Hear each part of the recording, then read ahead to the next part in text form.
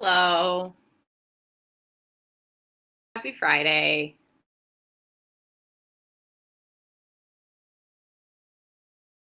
Hmm. Welcome to the Pinfall Podcast. I am your host, Elizabeth, and I'm joined as always by my co-host, Marcus. Are we sure it's not Monday? I don't know. I wouldn't ask Mike Rome. I also would not ask Drew McIntyre for that matter. In fact, when you really think about it, from all the people that we saw tonight, so many of them were on Raw. Or, are still on Raw. Yeah. Um, Also, the loud noise, by the way, that you heard was me killing a mosquito. I figured that's what it was. Not a stone cold kill. Every match today had people from Raw. Apollo, Dolph, Seth and Ray, Liv, Natty, and Drew. And Mike Rome. And Mike Rome. He was in every fight. Was. Well, I guess we should go into the news. What's the point? As much as I really don't want to tonight for once. Whatever. Fine. All right. There's a special guest host. She's just kind of making her way into the studio at this time. Great. She doesn't seem to know how to get up on stage at this point. She keeps just kind of staring. Well, she expects an escort. Yeah. She expects an escort every time. I know. Oh, please don't eat those earrings. I'd really prefer you didn't do that tonight. There's a sign for you. She's gonna eat it. I need the sign. It's made with wood. Oh, for fuck's sake. Any day now. Do not with me right now. Your fault.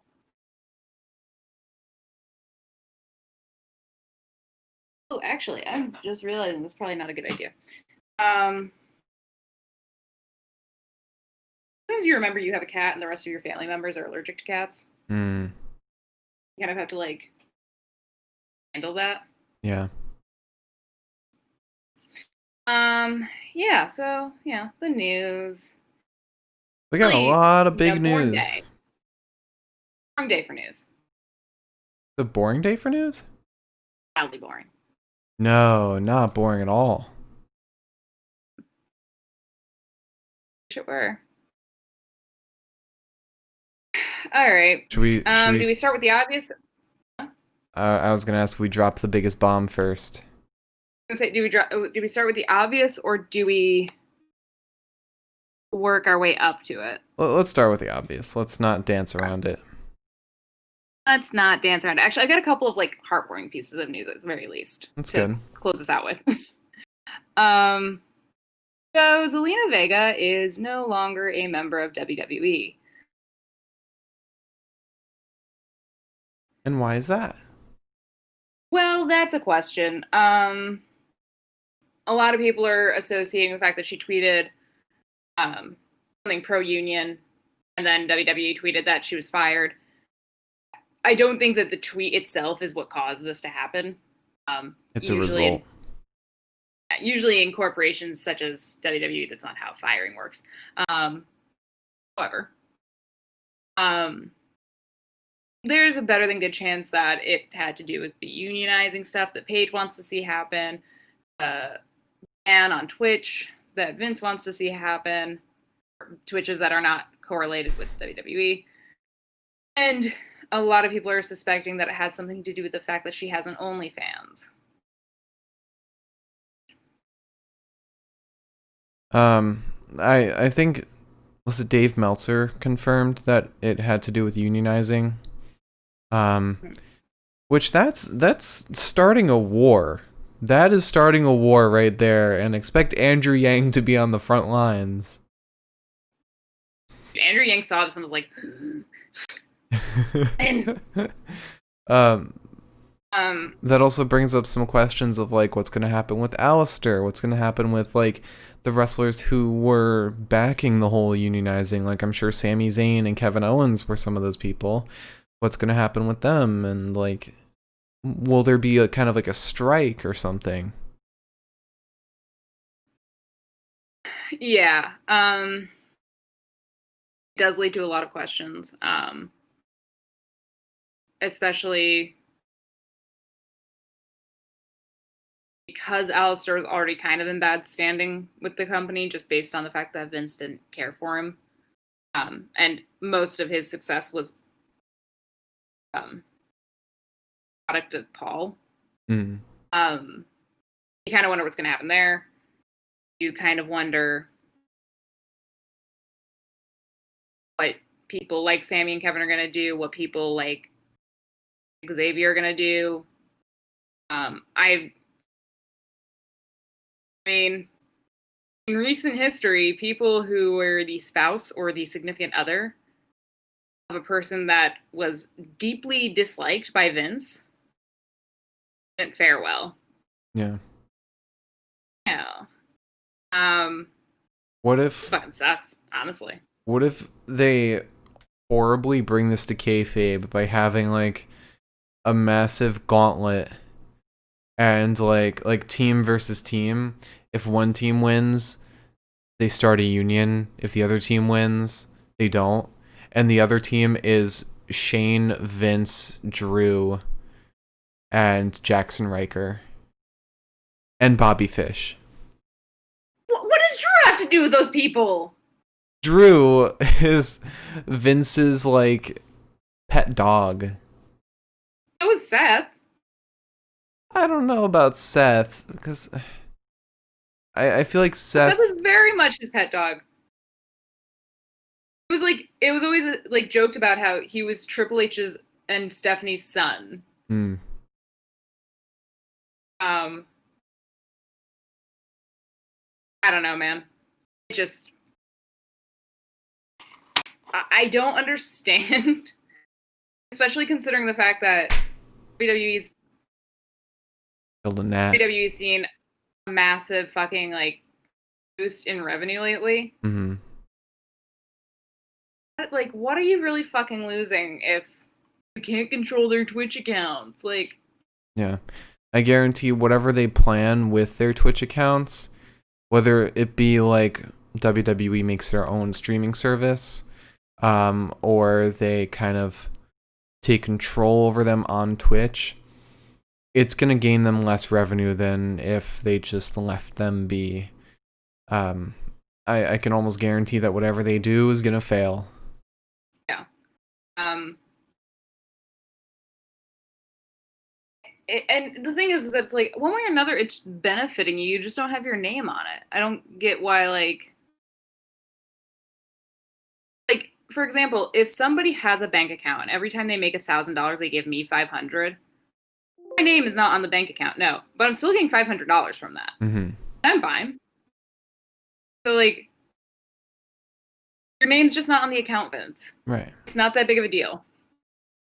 And I think a lot of people are saying, like, this is making an example of Zelina for people like AJ Styles and Cesaro and Paige and stuff like that, because Zelina's somebody that they could afford to lose. Mm-hmm. AJ Styles, not so much. I think this is one of those, like, now you'll shut up kind of deals, and it's like, you're just gonna make people angrier. AJ will just be like, fine, I'll go to Impact. like Carl and fucking Luke are just sitting there with like the carpet rolled out, like, and it's not like AEW will be paying these guys any less than what they're making right now, because AEW is willing to match them real hard. Zelina, I can guarantee you in like the next month we'll hear that AEW signed her. Oh yeah. There's no doubt in my mind. And I feel like we're just reaching a point now where slowly everyone we love is going to go over to AEW, and then we're going to be like watching WWE for like Drew and Seth, and then we'll just switch over. Meanwhile, everyone else that's on like the main roster is like Leon Ruff, Aaliyah, not even with Robert Stone, just Aaliyah, Jackson Riker, Robert Stone's on AEW. Bobby Fish, all the other Undisputed Era guys left. No, Bobby Fish would be the first to go to AEW. Jericho, wide open arms, baby. He's true. just sitting there. He's waiting. Adam Cole would Also, love if I to have be a with heart attack Britt. on camera, my chest hurts really bad. Oh, that's not good. Yeah, I mean, I can just see her, and that's the other thing that sucks about AEW is it's like the one thing I don't ever really want to miss is NXT. Mm-hmm. Like, yeah, I can definitely see Zelina just going over to them almost immediately. She's got the same amount of flair that she needs. She definitely should. Like, I think she'd be a great addition to their women's roster. And I mean, she might even really shine on the Impact roster. I think AEW is more of like if you're looking for full consistent time. Mm-hmm. AEW is a little more like WWE. Yeah, they're in that it's constant. They're their closest competition. Except AEW treats their wrestlers like freelancers. Yeah, like fairly. But Zelina already changed her Twitch name. Not her Twitch username. It's still A to Z on YouTube. But in her Instagram profile, at the very least, she changed it and made a post or a store. No, actually, she made a post. It's her new name is La Muñeca.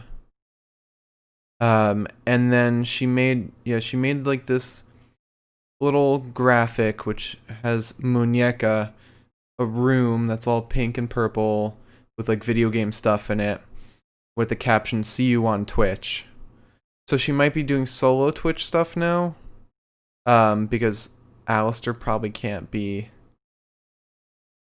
on the same brand as her in that regard, especially if WWE is taking full reins of Twitch.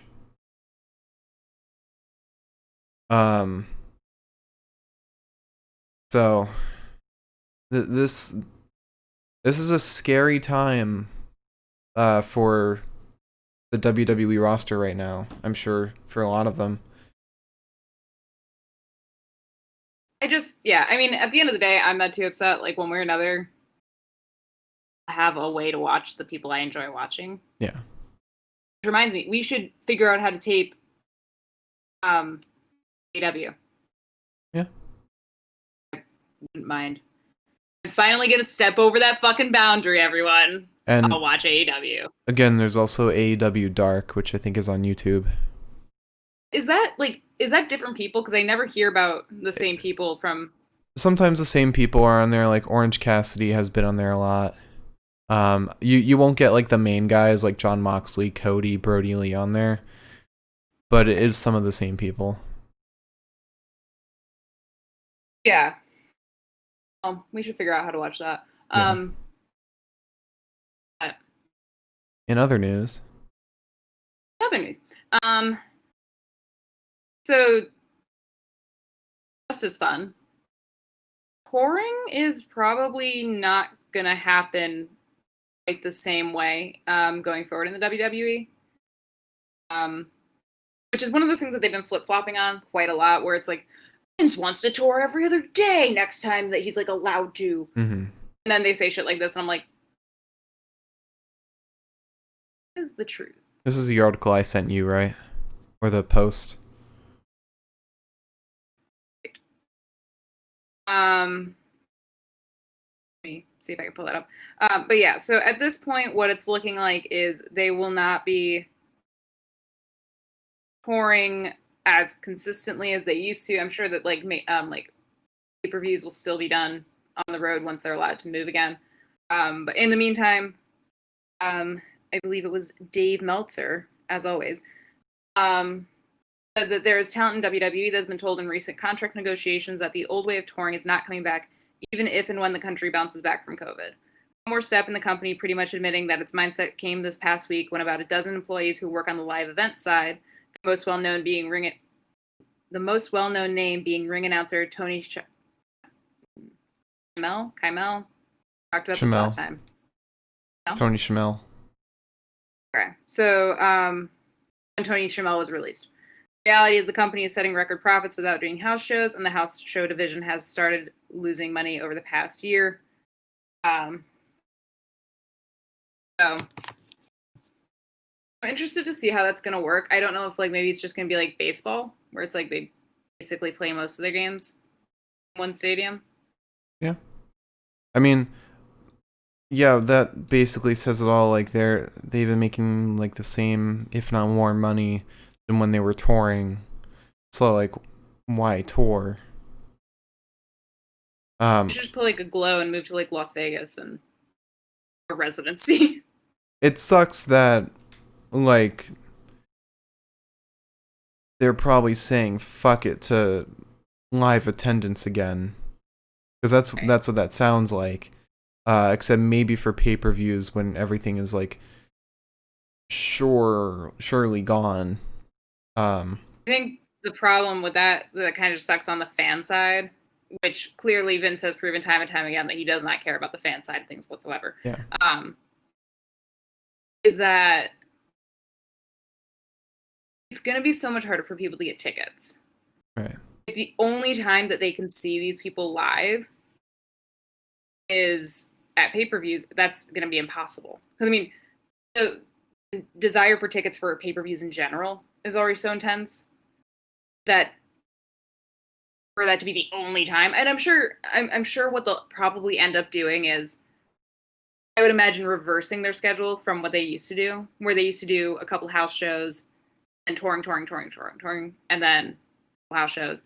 And instead, they'll probably just do house show, and then a couple touring shows. Just because maybe it adds to the allure. I don't fucking know. I don't know. They can probably also upcharge for tickets if they just do it at pay-per-views. But we will see. It feels like the end of COVID is years off, so that's not something we can worry about. Yeah. Our next piece of news is that Seth Rollins is fucking off after Survivor Series. Yeah.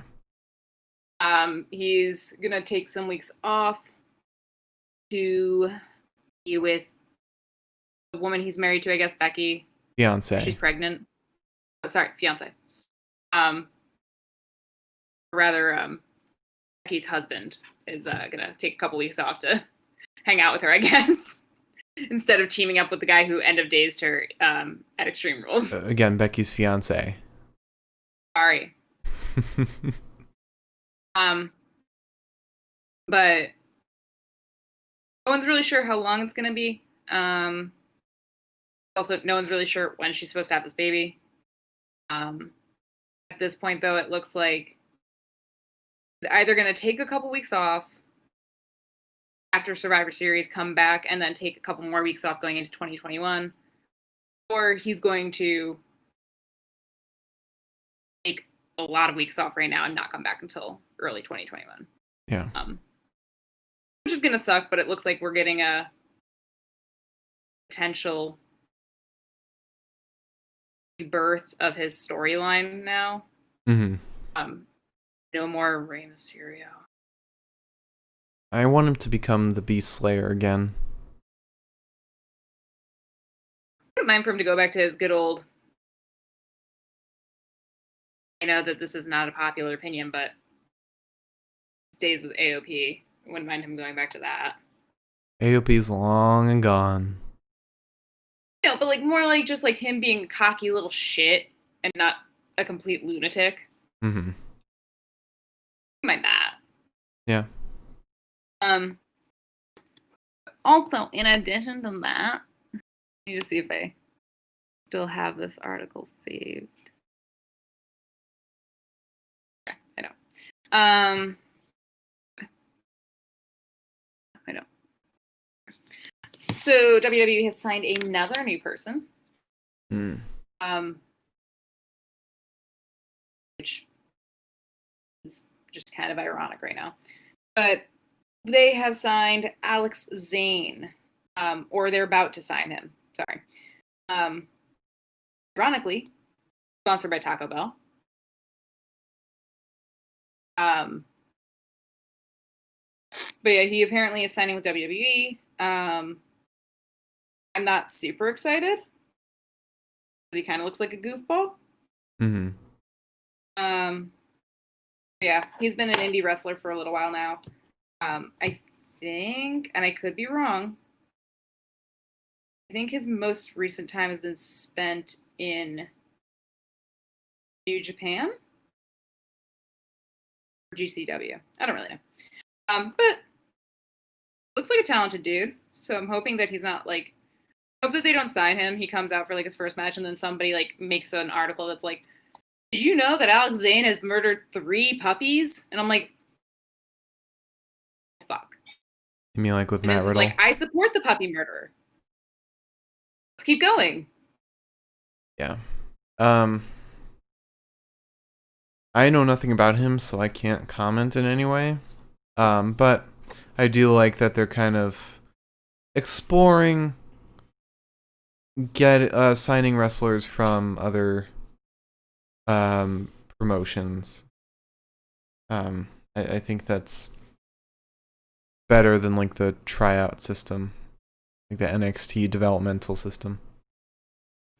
He essentially reminds me of like a white Ricochet. Okay. Just based on like his fighting style. That's kind of the vibe I'm getting. But most importantly, one of his slogans, like for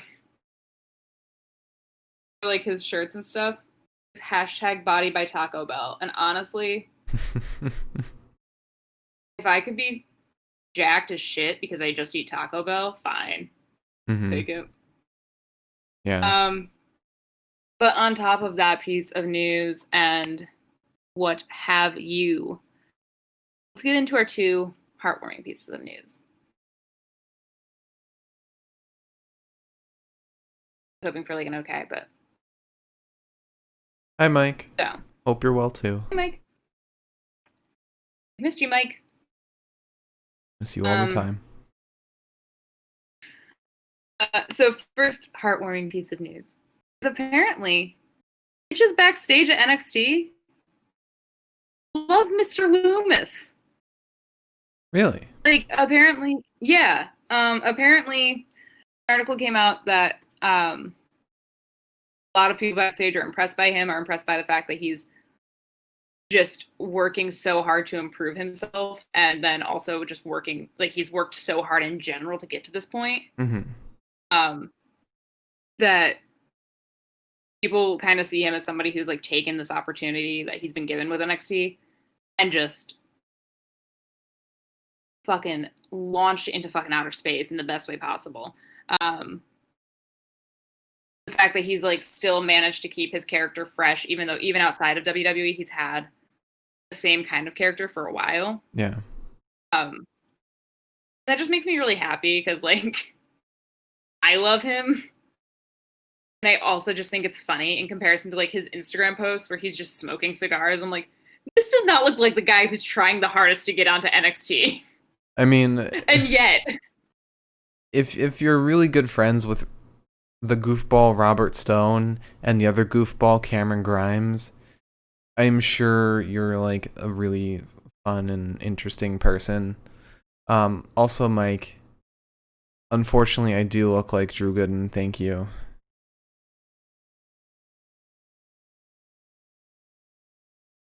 Look at this! What have I been saying for 4 years? It has not been 4 years that you've been saying this. It's been more like 2 or 3. How long has the Road Work Ahead Vine been out? I have or no since clue. That? Anyways. It's kind of promising, at least for Dexter. he can continue to get bigger spots. I mean, he hasn't even been on a takeover event yet, so. He hasn't? No. He's yet to appear in a takeover event. Weird. It's just weird to me. I feel like we've seen him. That's because we've seen him in Halloween Havoc and Great American Bash, which feel like they're pay-per-views, but they're not. But then I'm giving you today, the first time ever, some heartwarming AEW news, sort of. Okay. Not getting too carried away here. Cody Rhodes was, I believe, he was on the AEW Unrestricted podcast just recently. And he was talking about how Shawn Spears, a.k.a. Ty Dillinger, at Fyter Fest last year. So their first Fyter Fest, I assume. Guys were fucking stupid, first of all. They thought that they knew what they were doing. They didn't. The props department didn't know what they were doing either. And Cody told Shawn Spears to take a chair and hit him over the head with it. And said, essentially, he said, I told him to swing from the side, and the last words I told him were swing for the fences. And when I landed, I don't know if you can make out the camera shot, but when I landed, my head is so stiff from that shot that I landed the awkward landing when you have two falls. I muttered swing for the fences. So that happened. The props department lead was like fired afterwards. Cody Rhodes was just fucking bleeding everywhere. You know, we could get back into head injuries in wrestling, but I'm not going to do that tonight. Apparently, after Shawn Spears did that, and mind you, Shawn Spears wrestled on WWE for a while. He was around when Jon Moxley was around. He was probably around when Cody was around too. That would only make sense. Apparently, after that happened, Tony Khan and Jon Moxley like railroaded Shawn Spears, like backstage. Like, but he said, I saw out of the corner of my eyes, I headed for the training room, Moxley and Tony Khan just ripping Spears to shreds. And I hadn't seen that side of the owner, the founder, the chief, the boss, Tony. And I hadn't seen that side of Moxley, as some days he says half a word to you, other days he's talking your ear off. He's such a unique personality. It was cool to see that because he cared about my health and he cared about the product. And I could see him pantomiming to Spears on how he's supposed to do it. And Tony's agreeing because you got a wrestler like that. He's clearly got to be right, but he's wrong. I was like, I love Jon Moxley so much. King of safety. For being a complete goddamn psychopath, king of safety. Yeah. I have a heartwarming piece of news as well. It's heartwarming. Welcome to the Heartwarming News Podcast. It's heartwarming Undertaker news. He gave his thoughts on Bray Wyatt. And he said that Bray Wyatt is one of the best things about WWE right now, and he's probably the greatest character that they have, and he really needs to run with that and embrace it. And everything he's doing is some of the best stuff that WWE's done in a while. Do you mean Bray or like The Fiend? I think both, like that whole storyline. Actually, I think this was probably from whatever that was from. He must have been like on a podcast or something, because I saw another piece of news. He actually said that he doesn't like a lot of the people that are champions right now. I heard that too. Because he's like, it doesn't look real. And I was like, Baker, please calm down. Yeah, I think he mentioned like something about wrestlers not being big enough or champions not being big enough.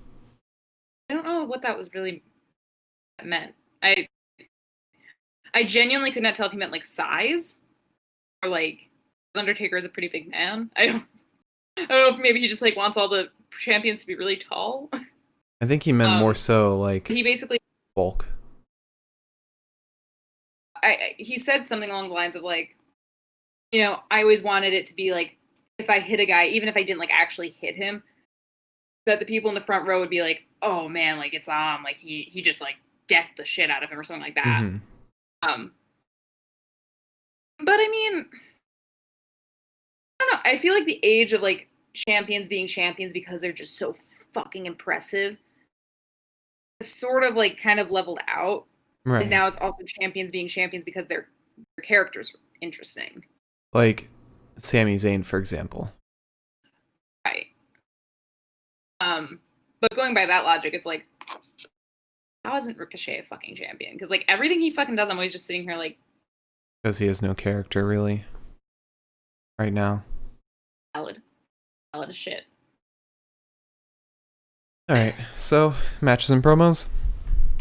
Yeah. Not a lot of good stuff happened tonight. We had like Not 2, really. 3 squashes in a row. Well, I wouldn't call Dolph versus Otis a squash. I wouldn't call Seth versus Rey a squash. I wouldn't call the Fatal 4-Way a squash. Drew versus Jay. What? You really think that Drew versus Jay you would call squash? That a squash lasts like a few seconds. It's like Nia Jax versus Lana. This at least Jay was fighting back a lot. The match lasted like 15-20 minutes. Like normal match right, length. Exactly. That's what I'm saying. I would not call it a squash. However, the Fatal 4-Way, which ended within like 5 minutes. Are we on the same page here? Did you just say that you would call the Fatal 4-Way squash? No, I said I wouldn't call it a squash. Okay, so then I'm just as confused because I don't understand what show you were watching tonight. But I don't think we were watching the same one. Because Natty and Liv were like kind of going back and forth. It was very much a two-way street. Okay, how about this? A lot of matches were like 5 minutes long, and that was it. Yes. Sami versus Apollo was very short. Dolph and Otis was very short. Otis and Dolph. Fatal 4-Way was pretty short. And then we had Seth and Rey, which lasted like an hour. And then Drew versus Jay, which lasted like 20 minutes. Huh? Yeah, that was a decently time fight. I knew that Rey versus Seth was going to last like 5 years. Yeah. It was a good match, though. I liked it. What I'd want for a last match between the two. Not what I would want for the last match between the two for certain reasons, but yeah. All right. Knew how it's supposed to end. So, starting off in the event lineup today, we had Roman Reigns and Paul Heyman in the ring. They're talking, not really talking about anything. But then Drew McIntyre comes out for some reason.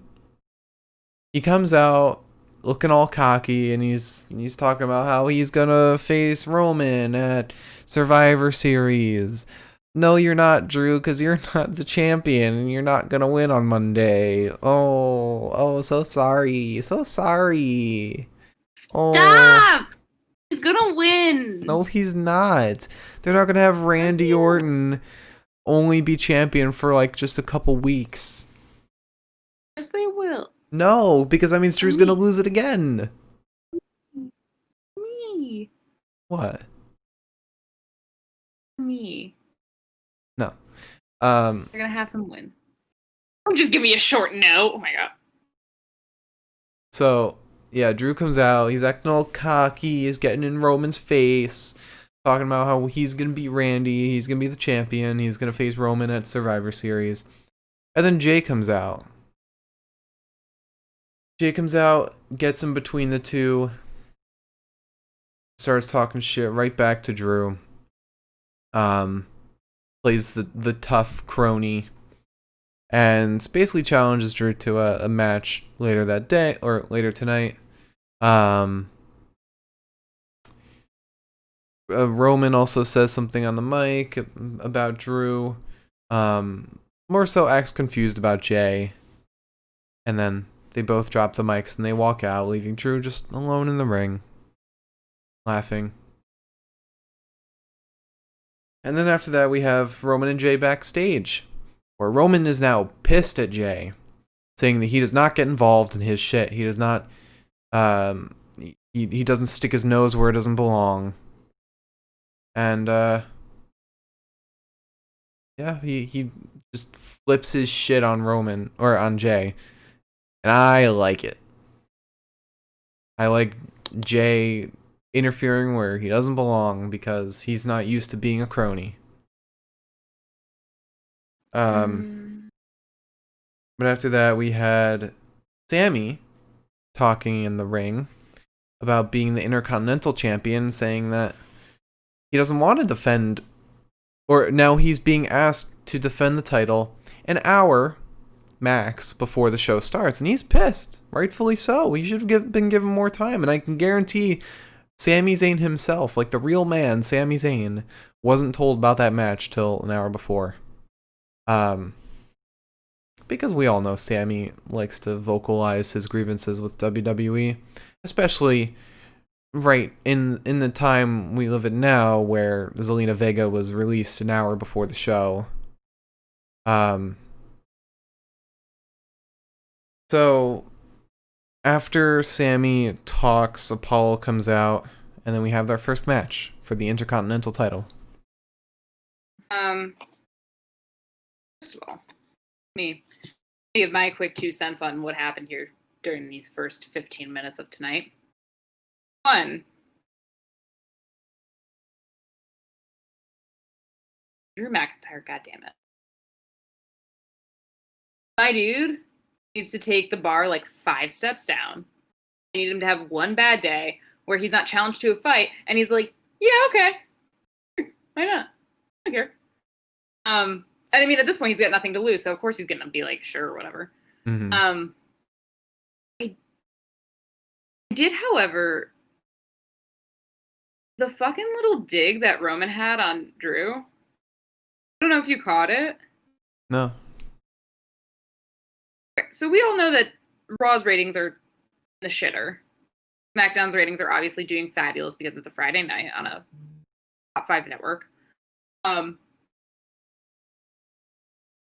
Andrew is sitting there like being all full of himself, and Roman says, well, you know what? No one knows you exist because no one's watching Raw. Everybody's watching SmackDown. I said, that's a little too real, buddy. That's a little too real. I hate to break it to you, Roman, but they're probably not watching Raw because it's 3 hours long. I mean, I guess I can't really say, hey, Ro, that was a little too harsh, because Drew did have an entire feud with him based on the fact that Roman didn't die from cancer, so. Yeah. No, that's me. That's on me. Drew literally said, since the leukemia didn't kill you, I will. Still cannot believe that somebody said okay to those lines being written and spoken, but vibes. But I always love when they're like, Happy Breast Cancer Awareness Month, and I remember that, and I'm like,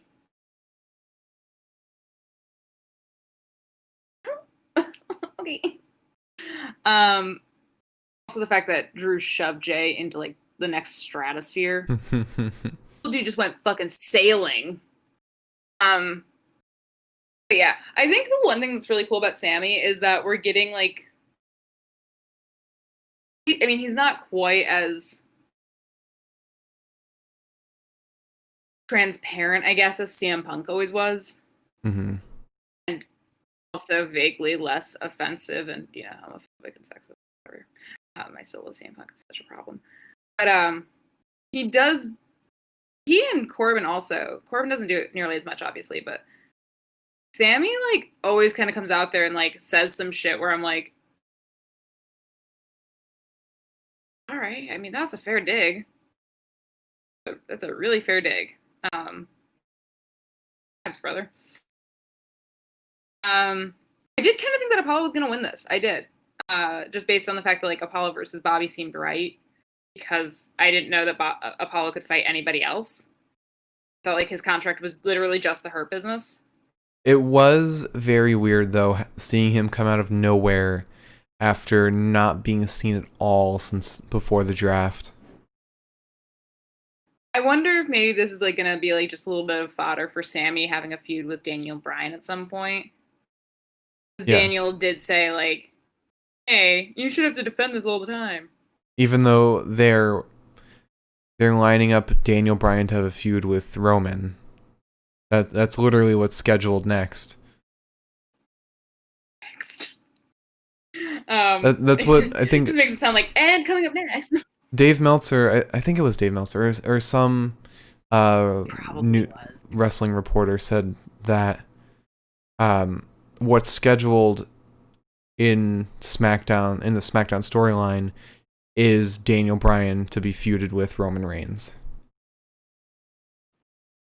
And in that article, it literally said it doesn't make sense, but it's gonna happen. It's probably because they want to. Daniel Bryan only wants to be wrestling for a little bit longer. They probably want to write him out on a high note, and fighting Roman is a pretty high note to go out on. And I mean, since he's come back, he hasn't had any like main card matches, anything big. I do think that it's kind of important to question.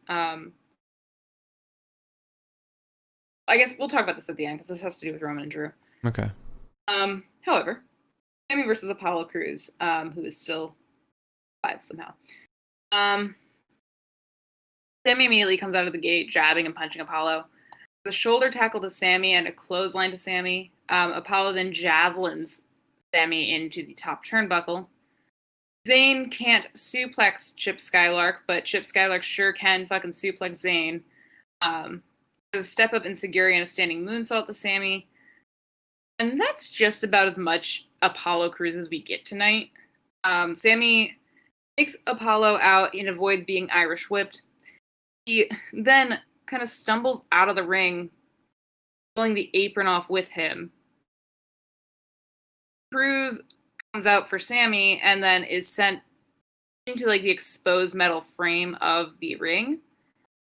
Sami gets Apollo tangled in the cords that hold the mat to the frame and gets back in the ring and just kind of sits there and waits because Apollo is going to be counted out. And that's what happens. Apollo gets counted out. Sami retains. Somehow he still has to fight Bobby Lashley. Really fucking excited. They better make Sami a little piece of shit. Yeah. I want him to do the most conniving shit during Survivor Series. Demand it.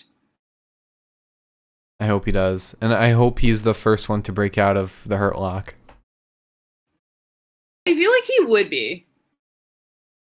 Based on the fact that like he's like a scrappy little fucker. Mm-hmm. I don't care if he cheats either. I don't care if he cheats to get out of it. I just want to see it. He just puts like electric bracelets on his wrists. He's just like, oh god. I feel like, or like he like somehow manages to get brass knuckles on. Conks him.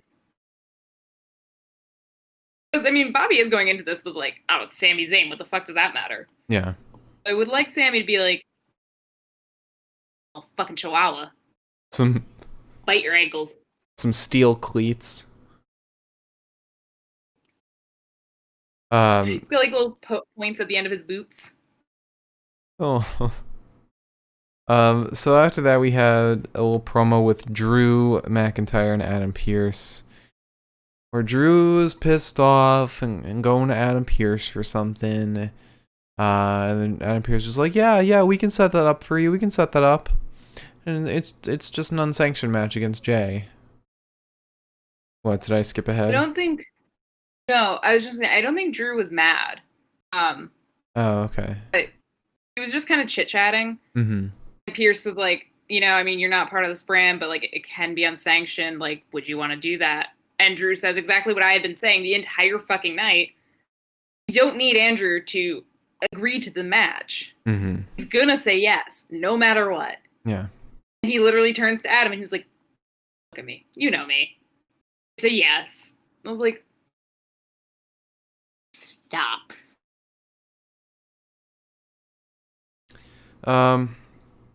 But yeah, so they're setting up a match for later. And then after that, we have an interview with the Mysterio family. And it's more of the same shit.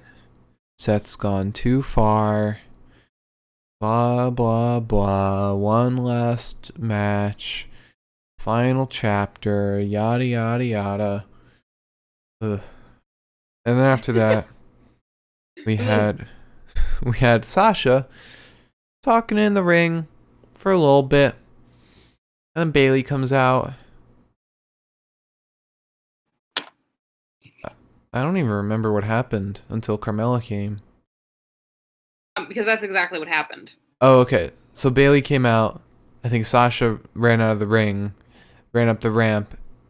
Oh no. When did Carmella come in?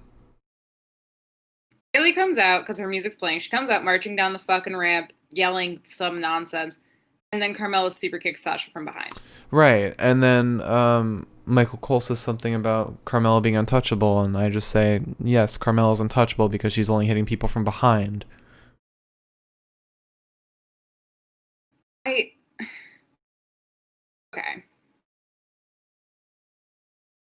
I have so many problems with Carmella in the first place. But the thing is it's like, first of all, where the fuck did Bailey go? After fucking charging down the ramp like she had something to say. Mm-hmm. She's vanished. And she's the first of two people to fucking vanish from the goddamn ringside area tonight. Very cryptic. But also, he made fun of Carmella last time she came out because like she was just standing there with like all the booing happening, just going.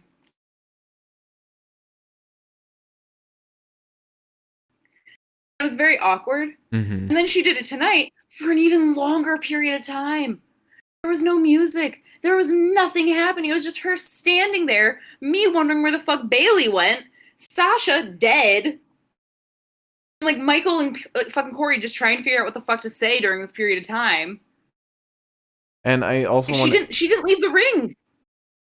I also want to add that WWE has dropped the Bailey Sasha feud. Like they've just dropped it.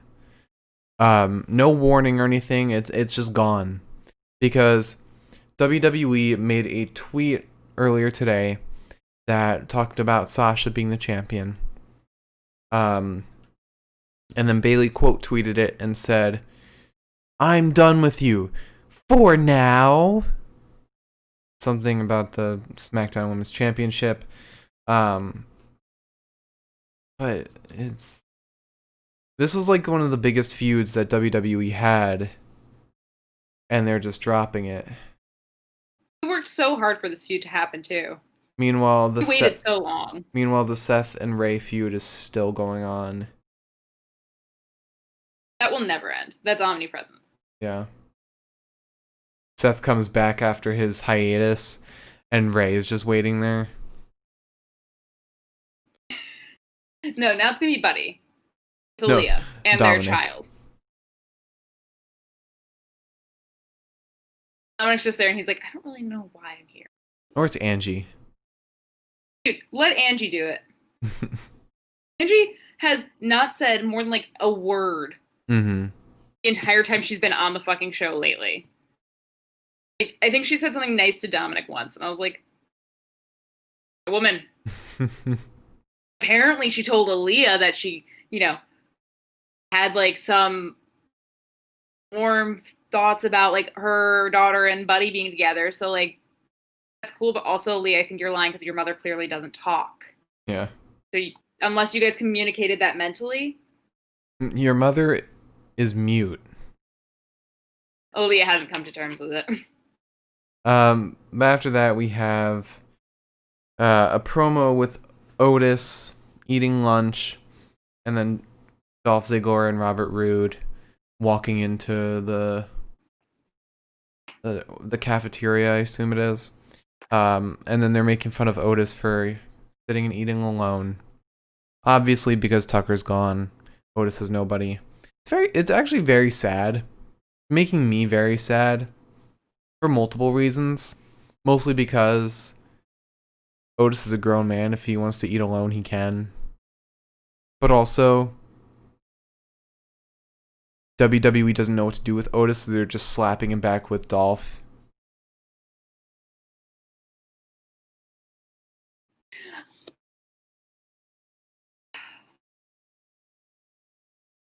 It sucks too because Robbie came back and it's like, what's Robbie gonna do? He's not really part of this feud. Is he just gonna stand on the sidelines and I'm just gonna have to keep watching him come out without his fucking song? Yeah. I'm sure we're gonna get a handicap match sometime soon though, because Dolph and Robbie are just SmackDown's Miz and Morrison right now. No, because remember, we have a promo immediately after this next match, which tells us who Otis is going to have on his side. Probably for a brief time, but Gable. Oh! I didn't even write that down. This was like... Or did I? That was like one of the most interesting promos that happened today. Oh, that was the promo after the match. Yeah. That makes sense. But oh, sorry. After that promo, oh, actually, I didn't finish the promo yet. While they're making fun of Otis flips the table and gets in their faces, and then that leads us into our next match. Otis versus Dolph Ziggler. Dolph versus Otis. So Otis gets slapped, and he barrels Dolph down into the corner. Otis then launches Dolph across the ring before punching him several hundred times. Robbie tries to distract and kind of opens up the opportunity for Dolph to pull off the zigzag onto Otis.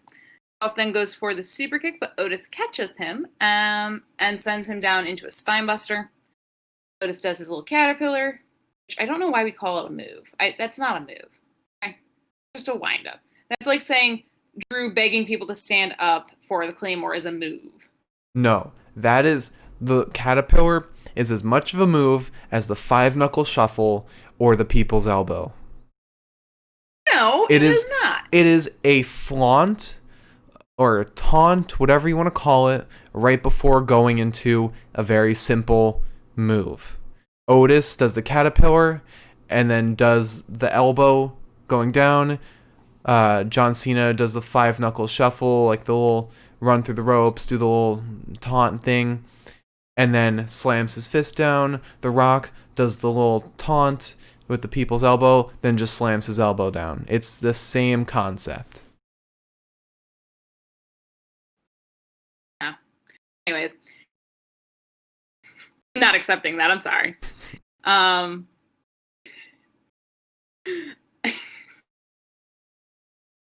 So Otis does this caterpillar and then does an elbow drop because they're two separate things onto Dolph.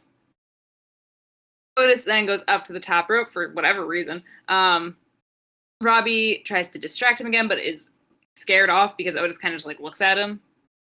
And then Otis frog splashes onto Dolph. And Dolph is dead. That's the match. Amen.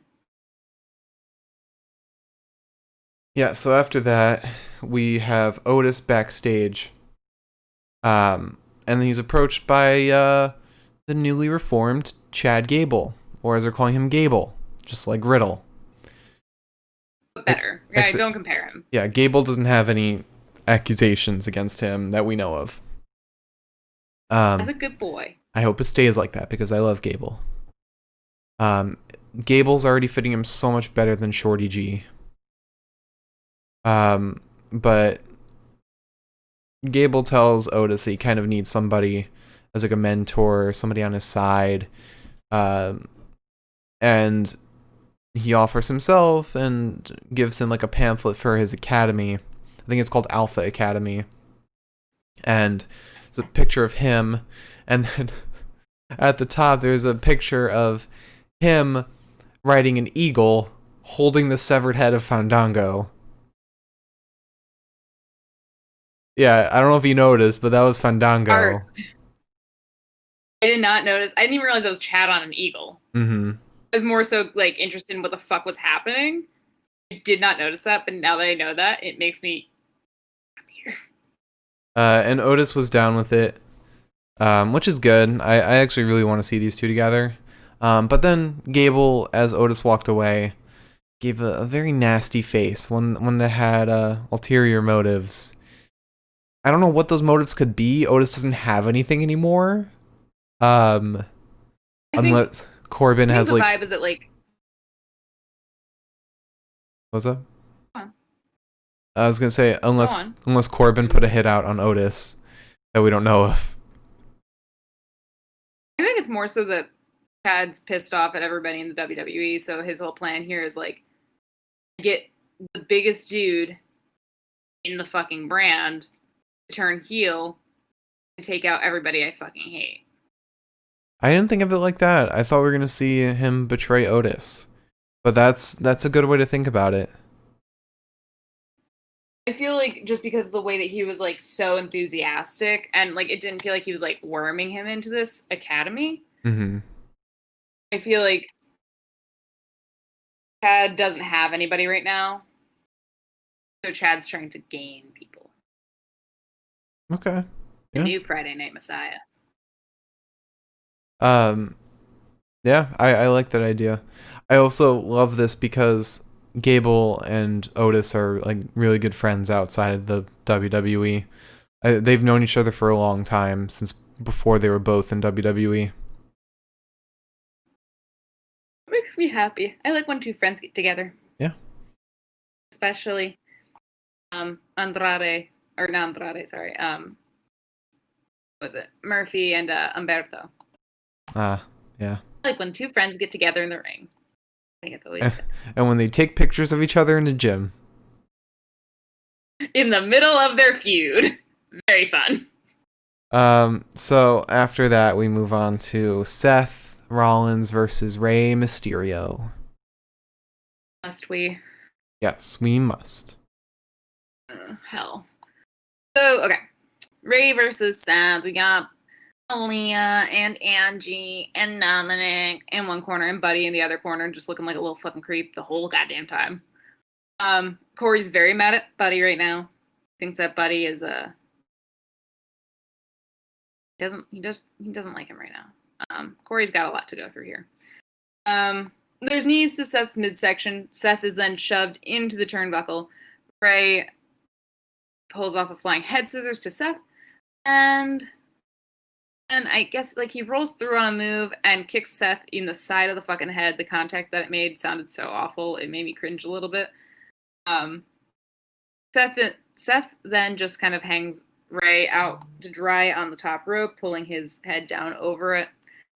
Ray then basement drop kicks Seth, who was trying to enter the ring with a chair because it is a no holds barred match. So Seth enters with the chair. Ray basement drop kicks him, disarming him of his chair and sending him throat first into the ropes. Ray sets up for the 619. But Seth rolls out onto the apron. Sorry, I have a huge piece of news for when we get to our next match, so I'll save it for then. Does it have anything to do with why Chelsea Green disappeared? Yes, it does. Oh shit! Yes, it. Was I right? I don't know what you said in regards to that, but I want to save it for when we get to it. Okay. All right. Great. Because I got a lot of shit to say about that match. Mm-hmm. Anyways, so I'm really excited to get through this fucking thing. I hope we don't rush. Ray sets up for the 619, but Seth rolls out onto the apron. Ray then shoves Seth into the post, and Seth catches Ray, attempting to slam him spine first into the edge of the apron, it looked like. But that move is countered into a tornado DDT by Ray. Seth then is thrown into the barricade. Ray gets driven hip first into the steel steps. Must hurt. Steel meeting steel. That's an old person joke. Good laugh. Please clap.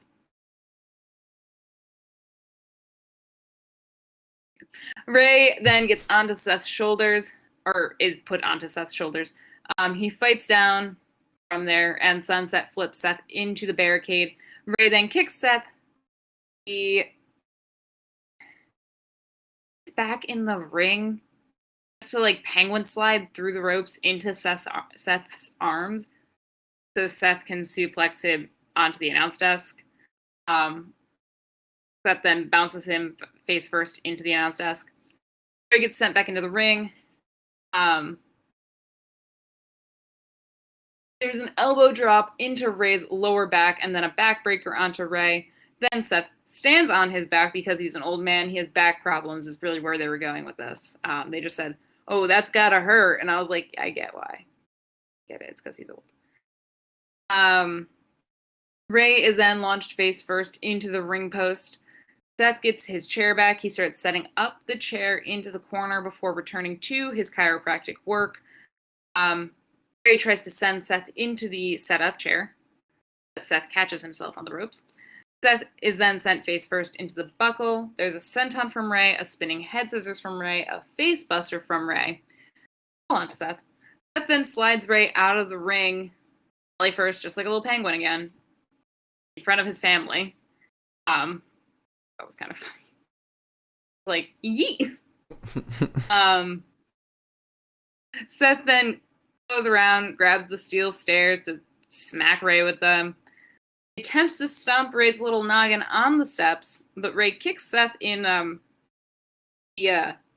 inner thigh, as they called it. I don't know if that's what we were going for tonight, but sure. But then Ray slams Seth into the steps. Ray once again does his little penguin slide onto Seth on the steps. Guess that hurts. I don't know.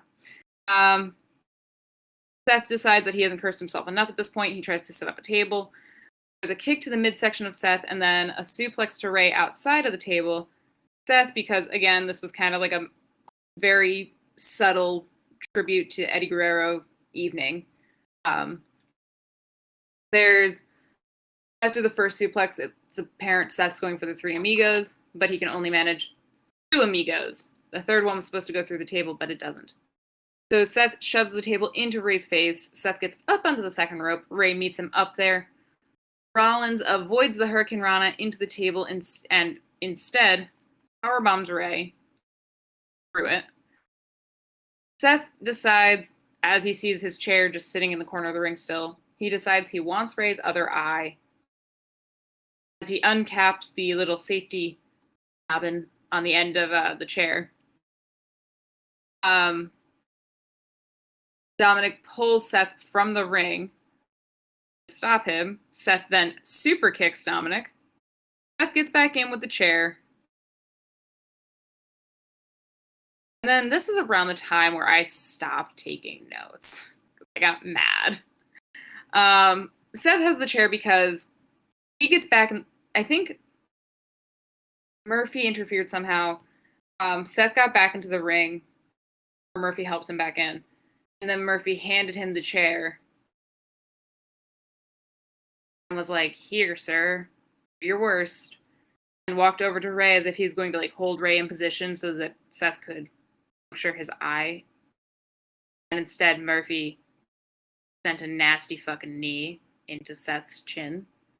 Ultimately, this ends in a Rey Mysterio going up to the top rope, and the little Eddie Guerrero shuffle on the top rope, and then frog splashing onto Seth to win. And then, long story short, Ray accepts Buddy into the family. I vomited. Let's get drunk. I too like accepting my 19-year-old daughter's 32-year-old boyfriend into our family. It's fine. It's totally normal. It's not a weird thing to do. And totally not creepy. Yeah. Yum. So after that, we had a little promo with Adam Pearce and Natalya, where Natalya is begging to be on the team. She said, just let me on. Just let me on. But Adam Pearce is doing what Raw should be doing, which is having matches to decide who gets on. And so he adds her to a triple threat. And was it at this moment we get our little return? Yes, because somebody taps Adam on the shoulder. Yeah. Poor Zack Ryder. Yeah, so Natalya walks away, a little frustrated. But then somebody taps Adam Pearce on the shoulder, and it's Chelsea Green. Chelsea Green wants to be added to it also. And after that, we get a promo with Seth, where he's so pissed off. He's so pissed off, he walks right by, I think it was Mackenzie, and just goes right to Adam Pearce. He screams at her. And he's like, I'm so mad. Adam Pearce is like, this has to do with Ray. Please don't talk to me. He's like, no, it's not about Ray. It's about Murphy. Like, oh, okay. And I was like, oh, okay, cool. And then he says Murphy, and he's like, the same shit, dude. Same shit. So yeah, then we move into our fatal 4-way. For was it the 4th Survivor Series spot or 3rd? 3rd, okay. Smackdown's taking their sweet fucking time, and as much as like it annoys me with what happened tonight, I appreciate that much. I have a feeling that because there's 2 spots left and there's 1 episode before Survivor Series, they're going to throw in Natalya at the very end. Yeah. I feel like also something's gonna happen with Raw. It's gotta. Yeah. Save your news till the end, though. No, I'll say it when we get to the point where, like the last point we see her. I don't know when that is in my notes. That's why I'm telling you to save it for the end. Okay. Yeah, just because I've got like 6 notes on this, so I won't have to hold on to it too much longer. All right, so we start with Tamina slams Liv into the corner. She kicks Chelsea down to the mat and then kicks Natty down to the mat. There's a drop kick off the top buckle to Tamina, I assume from Liv. Chelsea and Natty receive Tamina as she's going out of the ring. They throw her into the barricade. Chelsea punches Natty. Liv kicks Chelsea off the apron. Natty slams Liv's spine first into the apron before loading her back into the ring. There's a DDT to Natty from Liv, a chinlock on Liv from Natty, a bulldog onto Natty from Liv. Natty's chin. There's a sorry, I mislabeled this. This is Liv pulls off a face buster into her shins on Natty.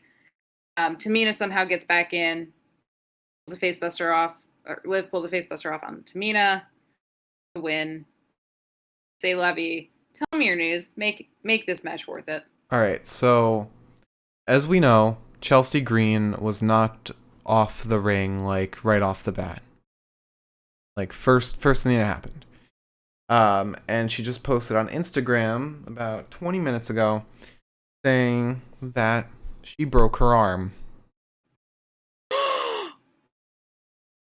Oh no! And she posted the X-ray. Horrible! Yeah, she posted an X-ray and that bone is broken.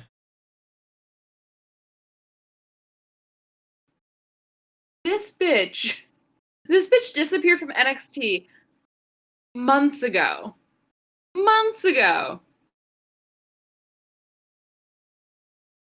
And now she finally gets to come back. First match back.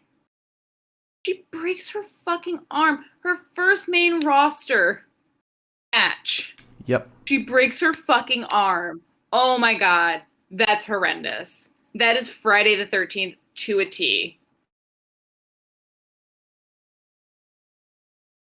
I made a comment. I was like, damn, it's like really weird that like they're showing Natty all pissed off. They're showing Tamina, having been pinned. They're showing Liv because she just won.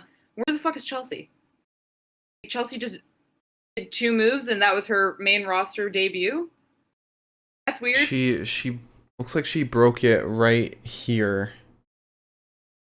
Ooh. Maybe even a little closer to the wrist. It makes it like that's also like makes me wonder like was Liv really supposed to win? I think Chelsea was. It makes more sense that Chelsea would have won, like a big like a little push like hey, welcome to the fucking roster. That's bananagrams. Oh my god. That's horrible. I feel so fucking bad for her. Again, that is like Friday the 13th to a fucking T, though. Yeah, honestly. Like, hey, welcome to main roster. Your dreams are coming true. Broken wrist. And your Jesus opportunity Christ. to get to a pay-per-view. No. Oh my god. That's so sad. Was it one of the big 4? Is Survivor Series one of the big 4? Because it's Hell in a Cell, WrestleMania, Royal Rumble, Survivor Series, right? Wait, so what did you say? WrestleMania, Royal Rumble, Hell in a Cell, and Survivor Series. Royal Rumble, WrestleMania, SummerSlam, and Survivor Series. SummerSlam. Right. Okay. Yeah, that sucks. That's so sad. It's like infinitely depressing. Yeah. God. Oh, But I feel so bad for her. yeah. Can I also make a couple more comments though about this? Now that that's been explained, I kind of assumed something horrible had to have happened to her for her to just vanish. Yeah. That's just weird. But also just the fact that like I get it. I think that they're building up to Natty ending up on the team somehow. I think that they're building up to her like doing something super heelish. Yeah. Can we also just discuss that poor Tamina shows up for 5 seconds, is out of the ring for 15 more, and when she's finally back in the ring, facebuster, and she's the one that gets pinned. Yeah. What is the fucking point? What is the point of still being on like in WWE? Like you're not wrestling in front of people. And that's not to say that like I think Tamina should quit or anything like that. I'm just saying like how does that not like just break down any semblance of like confidence you once had? Mm-hmm. We saw like the tag team with Tamina and Naya. And that's like fucking formidable. How do you go from that to like, oh hey, there's Tamina. You needed somebody for this fucking match. Yeah. That is just so shitty for Chelsea though. I was never really big on her character. I've never been like didn't see like we haven't watched her enough to like be interested in her wrestling. Mm. And I never really liked like the cutesy princess shit. Like Yeah. fuck, I know. fucking eats ass. But after that, we had an interview with Drew McIntyre. Who else?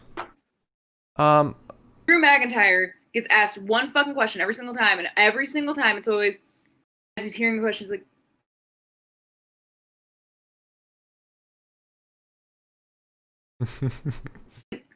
I don't even Drew. It's like he goes through the motions in his head when he's like getting asked these questions for the promos. It's like, okay, first I act like I'm listening, then I act like I'm thinking. And then I do that thing with my lips so that my mustache kind of goes straight out. It's very weird. Just I don't even remember what he was asked or what he said. All I know is it was probably the same shit as always. Confident that he's gonna beat Randy, and confident he'll be at Survivor Series facing Roman. Confident he'll beat Jay. It's just cockiness. He's just got cockiness at this point. Here's the thing for me. I don't really understand why he would be at SmackDown if he's not going to get the title back on Monday. Like, I don't think it makes sense for him to get it back. But it's also Raw, so, like, nothing makes sense ever. But I don't want to get my hopes up and just be sad. I think they're just hyping him Will up. probably happen. I think they're just hyping him up to get cocky. I think that's really it. I don't think they would have a Randy Roman interaction until Survivor Series. But I think the thing for me is it's like, sorry, that's incredibly loud. My thing is mostly like, in my experience of watching wrestling, I know what a cocky to a fault person looks like. Mm-hmm. It's Dolph. You know, it's people like Dolph. It's people like Miz. It's people like Seth. MVP. To some extent, Shelton Benjamin. Cedric, even. Drew's cockiness does not give me cocky to a fault. It's cocky and has the shit to back it up. Mm-hmm. Because if he was... I'll spoil this match. We're about to talk about it. It's one thing if Drew lost tonight and was still just like, whatever.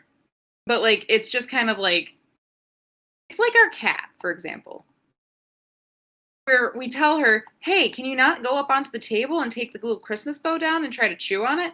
And she's like, oh, I'm scared. I'm going to jump down now. Bye. But then she manages to get up there one way or another without us being around because she doesn't listen and she's cocky to a fault. Yeah. She's got the shit to back it up. So it's hard for me to believe that they're going to use this against him because anytime he's ever been like, well, I'm Drew McIntyre and I'm here. So it's almost never backfired on him. Like, I don't. Yeah. But after this, we had a promo with Big E, where he's watching somebody jump rope, and trying to, I guess, make bets or something. He's pulling a swerve. But he wins, I guess. And then the Street Profits come in. What are they chanting? Like New Day rocks? Is that what they're chanting? Yeah, I think so. And they roll in a cart with some covered up food. And they talk about the New Day and they want to get in Big E's good graces. So they open up the food and it's chocolate cakes. It's what looked like spinach. I thought it looked like weed, but you thought it looked like spinach. It looked like the sort of spinach that you get like at like a barbecue place. Like not creamed spinach, but like cooked with like a lot of butter and grease. Okay. I'm sure there's an actual term for that, but and then there was what looked like cheese doodles. I don't know. Yeah, or like packing peanuts. I don't know. All shaped like L's. And this is just more New Day, Street Profits banter. And Big E calls the Street Profits Diet New Day, Budget New Day. Saying that they're a lower tier New Day. It's great. I love the clap back from Big E. Knock off New Day. Yeah. And then Big E walks away. And then the Street Profits just look at him with anger, frustration. I expect the Street Profits to lose to New Day. Because that would start some feud between them and Big E, which I think would be interesting. But after that, we have our main event match.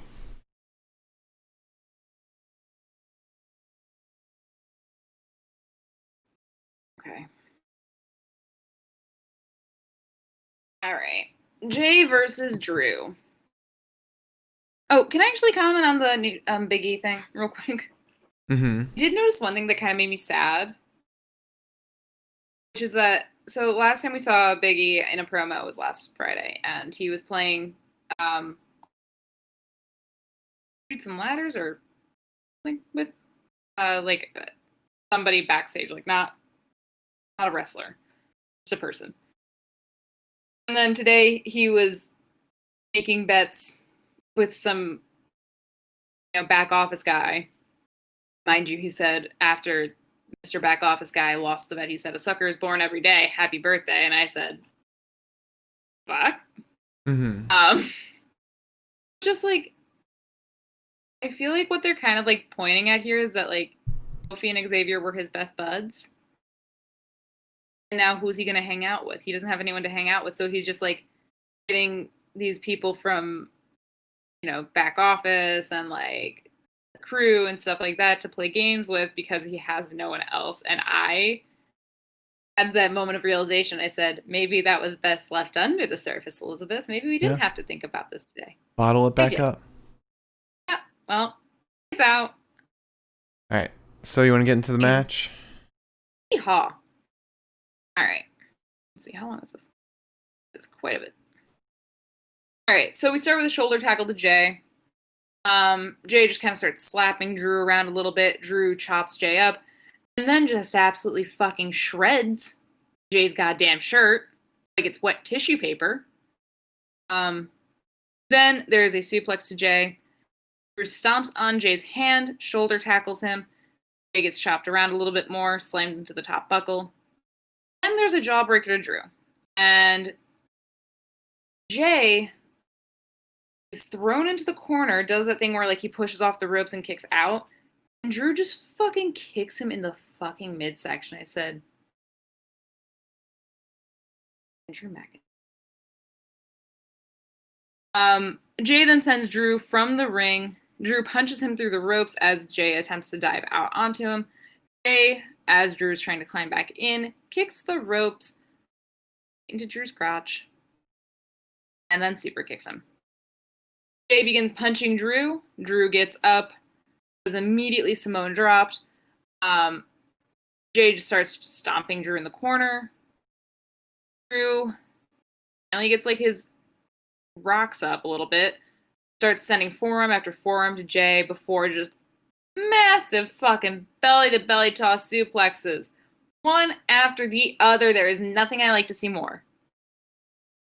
Then Drew takes a little page out of the Randy Orton book, RKO's the shit out of Jay, hips up, and then fails to do the future shock DDT, which has been his new thing lately.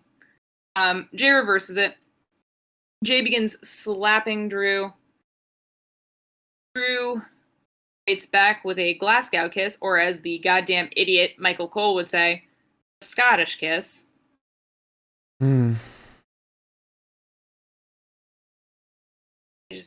He's no Tom Phillips. Like, you don't. No, it's like you don't broadcast for Raw, but like, dude, how do you not know what that's called? Anyways, Drew then spikes Jay into the mat in a spine buster. Then Jay manages to get up, super kicks Andrew in the face, and just knocks him on his ass. Jay goes up to the top rope. Drew meets him, sends some right hooks to Jay. Both men are now on the top rope. Jay pushes Drew back down.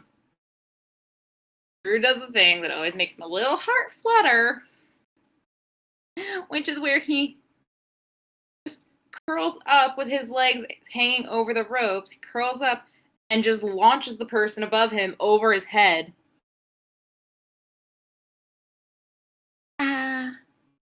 I guess, like, I, like, looked away because I was celebrating a little too hard. I guess, like, he basically did a headstand to get his legs off the ropes, and I said, it's probably for the best that I missed it. Mm-hmm. For my own focus. And, of course, as you would expect, because Drew is asking Jay to get up, there's a failed Claymore. Jay gets out of the ring, pinballed off the fucking ropes and the barricade and shit. And then Roman's music plays. Roman comes out. Jay is in the ring. Just waiting. Drew's being Drew, trying to have conversation with Roman. Little Gemini fuck. And of course, Jay takes advantage of the slamming Drew into the ring post and then the other ring post. Drew is slammed backwards into the steel steps. Jay starts pounding Andrew because Roman said, I don't give a fuck if you win or not. I want you to make him understand. I said, in the same way that Jay said, what? I also said, how are you going to make him understand if he doesn't win? That doesn't make any sense. Anyways. But Jay just starts pummeling Drew. Drew gets the fuck up and does the worst Claymore I've ever goddamn seen, but it was a Claymore nonetheless. Eat shit. I died. Great night. Had a good day. Drew wins, slips his little body out of the fucking ring, and goes up to Roman and says, do you understand me now? And I said, I'm gonna go kill myself. Jesus. Hell of a match. Yeah, it was great. My blood was pumping. So, do you want to move on to the bests of the night? I suppose. Microsoft, I don't want your notifications. You were saying that about Mike. I was like, No. Cool. All right. See me changing the tags this time, unlike for NXT. Goddamn idiot. Are you changing it though? Yeah, I might not be able. I don't actually know. Really got to remake these little tabs. All right. So, promo of the night. I don't think there was much competition here. We started off with Roman and Paul in the ring. We get Drew's shocking appearance on SmackDown, despite not being the champion. And Jay's appearance. I like this. This was very cool. It was very surprising. I liked everything here. It kind of gives us some more evolution, some more story progress. I like it. I really liked what happened here. And then the promo with Roman and Jay just added on to it. Kind of solidified the next steps. Sami talking in the ring was kind of the same stuff we've already gotten. Him being mad that he has to defend the title. We had Drew and Adam Pearce, which was okay. The Mysterio family interview. Sasha talking in the ring. Carmella's lame. Otis, Dolph, and Rude promo. It's just them bringing us back to April or May. The Otis promo with Gable, that was nice. I like that. I like what they're setting up. I like kind of the mystery behind it, and the flyer for the Alpha Academy is fantastic. The promo with Adam Pearce and Natalya was alright. Gave us an intro to Chelsea Green, although she died. And the Seth promo was funny, but nothing really more than that. The interview with Drew was an interview with Drew. And the Big E promo was fun. It was good. But I don't think it was anything different from the last one. In fact, it might have been a little worse than the last one we got. Because at least in the last one, they were trying to coerce information out of Big E for their match against the New Day. But this time, it just seemed just like taunting.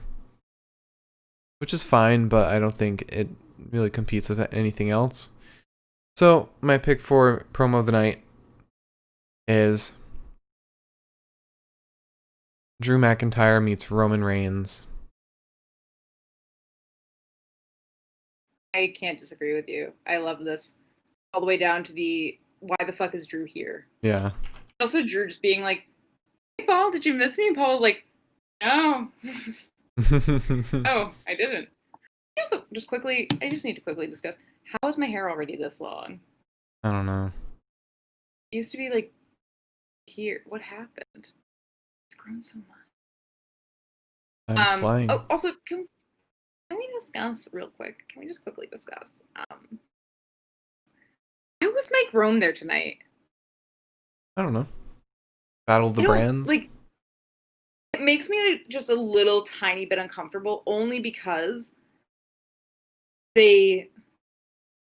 with them firing people that were like announcers, I wonder if there's something weird happening with like Mike and Greg Hamilton. Mm-hmm. Or maybe you're right. Maybe it's just like a little switcheroo. Survivor Series is coming up. Yeah. I don't know. Maybe Greg's just got a cold. Maybe Greg's going on Raw. So Wrestler of the Night. I'm pretty solid in this choice. So we start off with Sami Zayn versus Apollo. I picked Sami here just because of his cleverness with the little ropes in the ring. I think those every time Sami is in a match, it's clever. He does something kind of unique. That kind of proves that he's worthy of being a champion, but also like he's not really wrestling for it. But I still love it. Mm-hmm. Then we had Dolph versus Otis. I picked Otis. Dolph got off like a zigzag, and that's really it. Otis was kind of dominant here. Um, he also just looked good today. Otis did look really good today, despite not having Tucker. Then we had Seth versus Ray. I picked Ray for this, despite his little botched 619.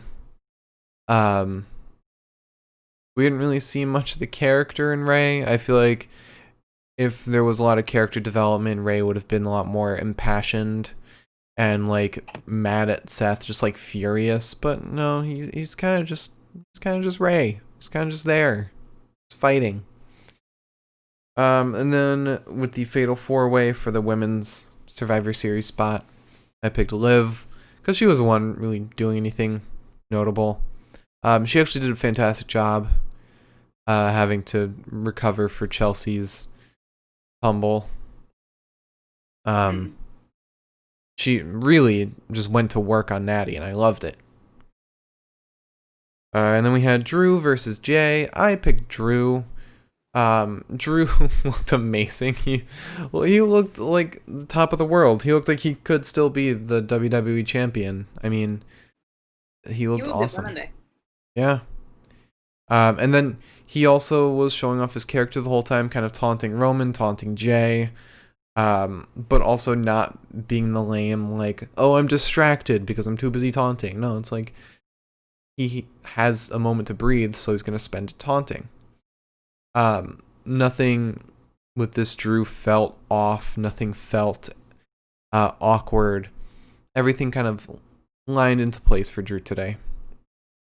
So, with all that said, my pick for Wrestler of the Night is Drew McIntyre.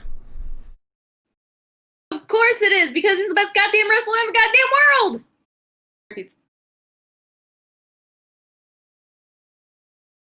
Alright, so match of the night. Huh? I'm just really excited. I love him so much. He's a good wrestler. He works so hard. Alright, so match of the night. We started off with Sami versus Apollo. It was very short, but it wasn't like a squash.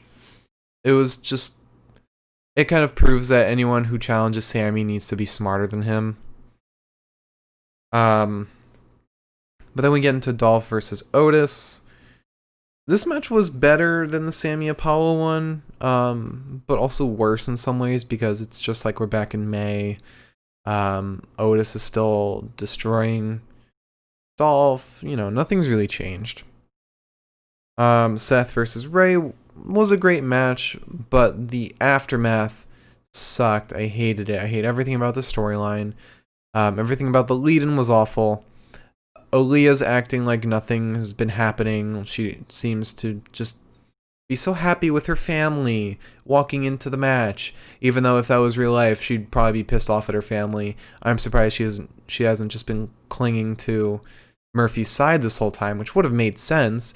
It would have sucked, but it would have made sense. I don't know.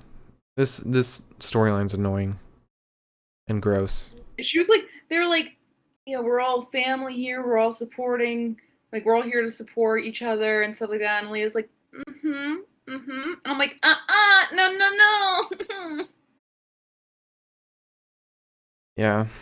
And then we have the Fatal 4-Way, which is just a shame. Would have liked to see more of Chelsea. Would love to see more of Tamina. Although, do like seeing a lot of Liv. But that's really all we got today. And then we had Drew versus Jay, which was a fantastic match, even though it was pretty dominant on Drew's side. Jay was great despite him not really putting a dent in Drew. He was kind of playing his character very well. Kind of the young buck trying to prove himself to Roman, but unable to against this monster that is Drew. I think everything here was perfect. Everything was great. I think they're really setting up for Drew versus Roman, even though it wouldn't make sense. I wouldn't want Drew to take the title off Randy so soon. But I hope we get that match in a different way. So my pick for match of the night is Drew McIntyre versus Jey Uso. Yes, because it's the best match in the world, because Drew McIntyre is the best wrestler in the world. Correct. All right. If you say so. It is decided.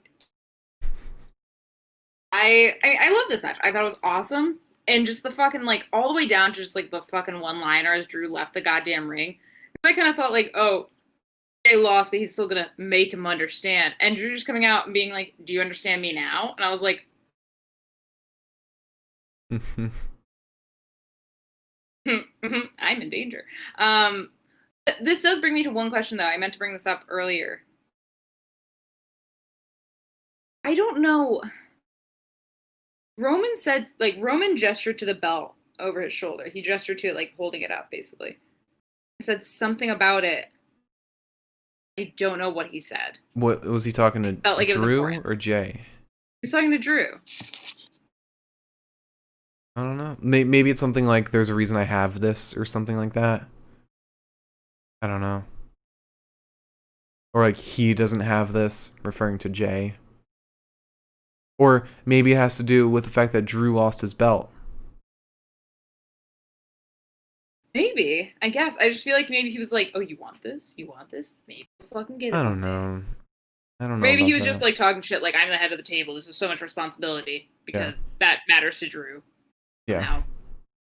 Drew who said, I wish cancer killed you so I don't have to. McIntyre. I don't know if the belt matters. He was probably just taunting him about the fact that he lost his belt.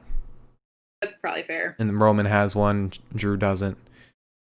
But to run it back, our promo of the night is Drew McIntyre meets Roman Reigns. Wrestler of the night, Drew McIntyre. Match of the night, Drew McIntyre versus Jey Uso. It's a Drew Fest tonight. Drew Fest 2020. All right, you want to close this out? I do. Thank you for joining us tonight.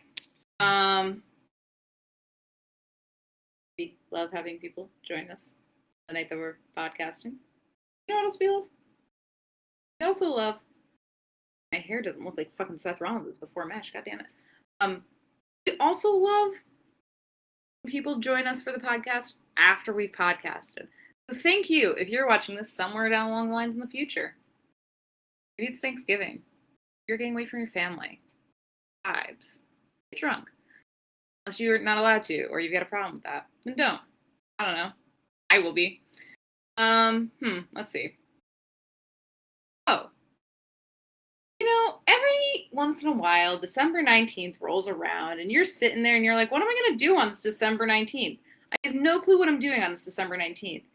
Man, wish I had something to do Go to bed. This here, the day of our Lord, December 19th. Well, guess what? You have plans on December 19th now. You know what your plans are? Your plans are to watch us. I know, watching us on a Saturday. And will we stay in our lane? Probably never.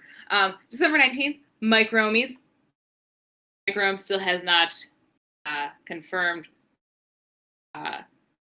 receipt of his invitation. So waiting on that. But it will be a star-studded night of me and Mark. The stars. I want to bring up one thing real quick. Andrew Yang. Is it about the Mike Romies? No. Andrew Yang tweeted, I haven't forgotten about Vince McMahon. No? I would hope not, Andrew. It was about a week ago that you were tweeting about him, but I appreciate it. I respect it. However, join us December 19th. The Mike Romies. I'll have freshly washed hair. Guaranteed. It'll be Saturday. We'll probably start podcasting like a little early. Maybe we'll do it like 7, at a time when people are awake. I don't know. Don't look at me like that. All right.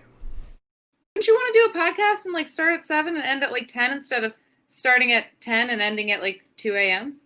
Yeah, it would be nice. Yeah, exactly.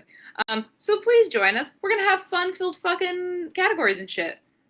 We're gonna talk about things, unlike what we normally do. Thanks for watching, everybody. If you enjoyed, hit that follow button. You'll be notified whenever we go live. And if you're watching on YouTube, hit that subscribe button. Again, you'll be notified whenever we put out a new podcast. And like and comment. And if you're watching on Twitch, there's a little suggestion box down below. Let us know how we're doing. Let us know what we can be doing better. We're always wanting to change up the podcast to better suit the viewers, so you guys are having a fun, happy time with us. And if you're watching on Twitch but want to check out our previous podcasts, or you missed some of this one, our YouTube is the Pinfall Podcast. It's one of the first things that comes up when you search the Pinfall Podcast. And if you're watching on YouTube, check out the live show, twitch.tv/the Pinfall Podcast. And follow us on Twitter at Pinfall Podcast. We post whenever we go live on there, as well as our picks for wrestler and match of the night. And follow our personal Twitters as well. I'm at the Mark Cameron. Liz is at Eliza Elaine23. And follow my personal Twitch as well, twitch.tv/Mark Cameron. And yeah. Thanks for watching. We'll see you on Monday for Monday Night Raw, 3-hour long show. The week begins, because then it's Monday Night Raw, Wednesday Night NXT, Friday Night Smackdown, and oh my god, Sunday. Sunday. Yep. I have to get my car inspected. Have a good night, everybody. Your car inspected.